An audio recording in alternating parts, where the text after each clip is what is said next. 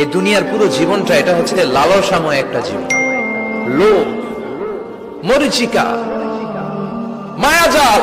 এই মায়াজালে আমরা আটকে আছি, ফলে মৃত্যুর কথা আমরা ভুলে গিয়েছি।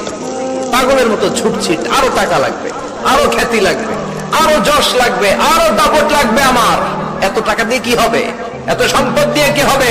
এত ব্যস্ততা দিয়ে কি হবে? তোমার স্টপ, থামুন, অনেক হয়েছে। আম্মা থামুন, take a rest, take a breath and think about death.